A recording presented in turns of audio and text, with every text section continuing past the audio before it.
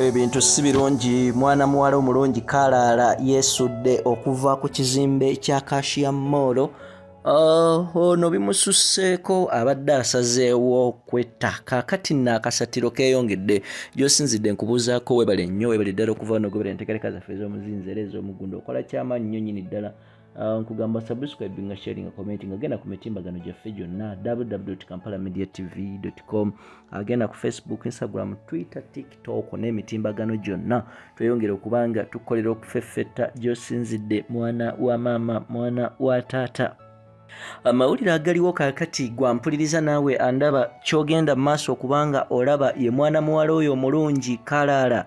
Bambi embeera gwesusseeko n'ebirowoozo byettanaba kubanga tutegeerako, bw'atyo n'asalawo neyeerindiggula ennume y'ekigo okuva waggulu ku kizimbe kya Acacia Mall yogayoga ng'ali kuddimwa wakati mu ngeri gy'osobola okubanga otegeerako ng'ey'okwekyawa, era bassebo ne bannyabo ababaddewo ne bagenda mu maaso okubanga babuna emiwabo.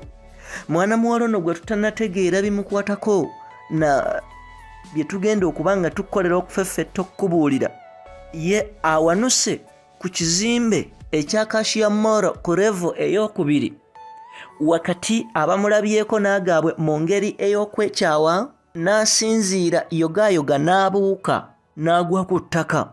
Baana ba mama, baana ba taata, abantu balina ebizibu, abantu balina emitawaana, abantu balina ebintu ebibatambuzanga emitwe gibawuuma.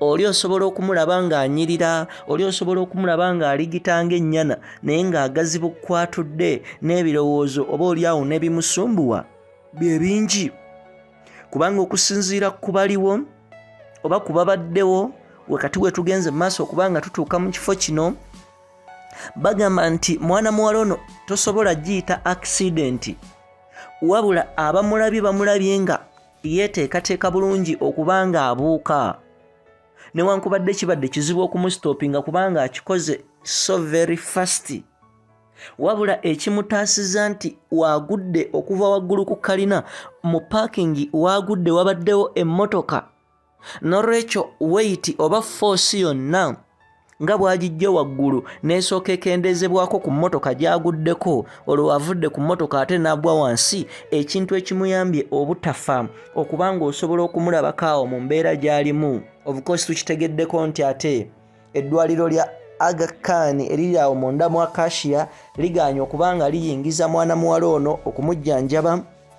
Bw'atyo omuzira kisaavuga emmotoka ey'ekika kya Primo gye tutegeddeko ennamba eyayo EZ bw'amutaddemu bambi omusamaliya omulungi mu kaseera kano nga ali mu ddwaliro. Tugenda kwongera okukolera okufeffetta, nkugamba kola ekintu kimu, yongera okugoberera enteekateeka zaffe ez'omuzinzi era ez'omuggundu, naye nga mwana muwala ono ayinza okuba n'ebirowoozo oba mabanja oba bamukyaye, kubanga abaana abo b'olaba baligita kubanga enfaanana gy'afaananamu si ye muntu gw'ogamba nti oba teyalidde kyaggulo nti oba ki, but of course balina ebizibu ebibasumbuwa, ebintu ng'omukwano oba boyfriend amukyaye oba waliwo ekintu ekimu kimubagudde awo, kwegamba wabaawo ensonga nnyingi ezibatuukako. Tugenda kukuleetera byonna. Yenze Ssemaganda Moses Hope ku lwa Kampala Media TV, yonna gy'osinzidde nkugamba ate sigala ng'otugoberera.